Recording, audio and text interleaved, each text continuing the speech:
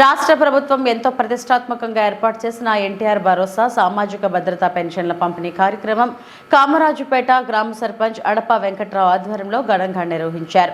తూర్పుగోదావరి జిల్లా గోకవరం మండలం కామరాజుపేట గ్రామంలో తెలుగుదేశం పార్టీ రాష్ట్ర రైతు ఉపాధ్యక్షులు అడప భరత్ కుమార్ ఆదేశాల మేరకు జనసేన బీజేపీ నాయకులతో అవ్వాతాతలకు, వికలాంగులకు, వితంతులకు రాష్ట్ర ప్రభుత్వం అందిస్తున్న పెన్షన్ కార్యక్రమం కామరాజుపేట పంచాయతీలో ఘనంగా నిర్వహించారు.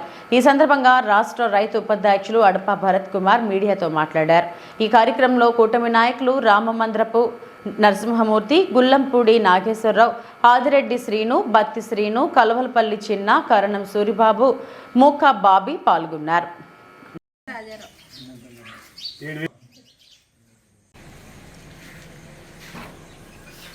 ఈరోజు జూలై 1వ తారీఖు ఏదైతే ఆంధ్రప్రదేశ్లో ఒక విశృంఖలమైన ప్రజల తీర్పుతో చంద్రబాబు నాయుడు గారు ముఖ్యమంత్రిగా, నూతన ముఖ్యమంత్రిగా ప్రమాణ స్వీకారం చేసి ఆయన ఎన్నికల్లో వాగ్దానం ఇచ్చిన ప్రకారం ఆ వాగ్దానాన్ని మే, జూన్ నెలలో సామాజిక పెన్షన్లు ఏవైతే ఉన్నాయో సామాజిక భద్రత పెన్షన్లు ఈ 3,000 పెన్షన్ 4,000 పెంచారు.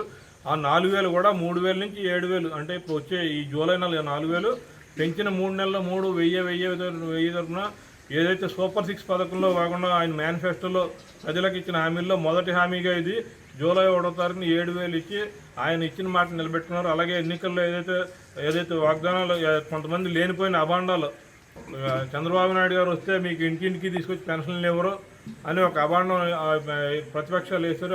ఇప్పుడు ప్రతిపక్షం, అప్పుడు అధికార పక్షం వాళ్ళు లేనివన్నీ కూడా ఆయన మీద అభాండాలు వేసి మీకు ఏమైనా ఎన్నికల కమిషన్ నియమాలను అనుసరించి అప్పుడు ఇవ్వలేదు, సచివాలయాలు ఇచ్చారు.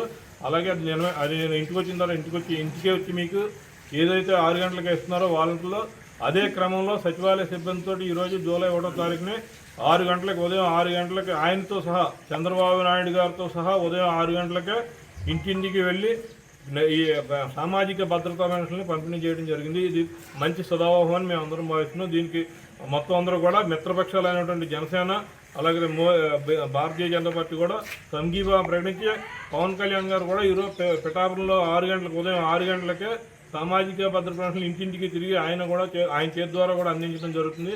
ఇదంతా కూడా ప్రజలకి మంచి చేసే ప్రభుత్వాన్ని నిరూపించడంలో ఇది ఒక భాగం ఉంది.